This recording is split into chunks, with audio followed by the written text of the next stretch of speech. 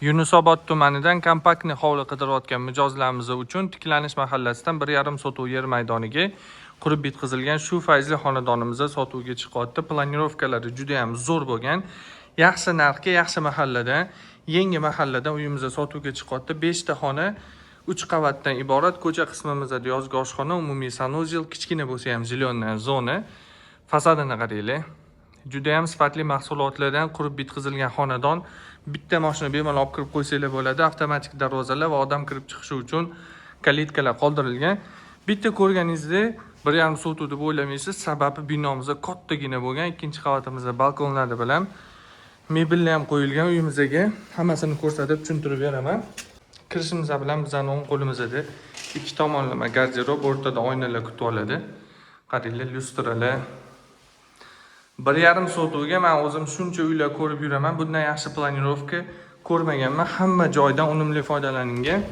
Chap qo'limizda oshxona, tayyor mebellari bilan lyustralar qaranglar, pardalargacha milib qo'yilgan. To'rtda xonamizda zal. Asosiy eshikdan kirganda to'rtda joylashgan. Garderoblar ham o'zgacha vid berib turibdi, qaranglar. Zalimiz razmeri keng bo'lgan, stol qo'yib, shu yerda bemalol mehmonlar kutsanglar bo'ladi.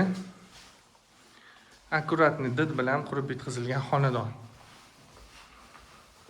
Ikkinchi qavatga va podvalga tushadigan lestnitsamiz, o'rtada umumiy sanuzel, dushoy kabinalari bilan va birinchi qavatga tegishli spalni ichida o'zini tayyor garderoblari va kravatlari bilan. Qaranglar. Kichkina xonadan ham maksimum foydalanilgan stroyni garderoblargacha ham bor. Sizlarga uyimizning ikkinchi qavatini ko'rsatib o'taman. Lestnitsadan uyimizning ikkinchi qavatiga chiqqanimizda shunaqa chiroyli atmosfera kutib oladi. Lyustralari qaranglar. Hamma joydan aytib o'tganimdek unumli foydalanilgan, bu yerda polностью polka qo'rilgan mebellar, o'zingizga kerakli suvenirlar, kitoblarni shu yerga taxlab chiroyli qilib qo'ysanglar bo'ladi. Keng hol, divanni zona qilib oilaviy o'tirishinglar uchun joylar qoldirilgan. Bitta spalni.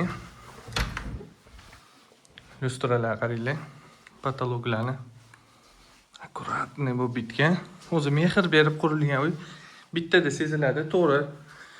Xuddi shu narxga sal kattaroq, 1,6, 1,7, 1,8 sotuvgacha ham hovli topsanglar bo'ladi. Lekin remontida katta raznica bo'ladi. To'g'ri-da. Ota-onalar uchun mo'ljallangan spalni ichida o'zini sanuzellari bilan. Kelgan odam bittada remontini sifatini o'zi ajrata oladi.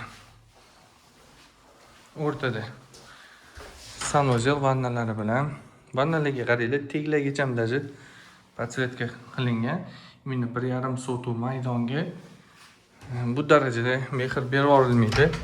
O'zi ko'p holatlarda arzon remont qilib tezroq sotishadi. Yana bitta xonamizni akkuratni bu bitgan. Sizlarga uyimizning podval qismini ko'rsatib o'taman. Lestnitsadan podval qismimizga tushganda bitta холодный xona, bitta kladovka va katta keng shunaqa hol kutib oladi. Divanni zona qilib to'g'riga televizor qo'ysanglar, bu tomon namoz uchun mo'ljallangan maydon. Uyimiz haqiqatan fayzli chiqqan 1,5 sotuv 230 kvadrat jilo maydonga ega. Narxini $255,000 ga narxlayapmiz. Aytib o'tganimdek, $255,000 sal kattaroq 1,7, 1,8 sotuvli uy topishingiz mumkin.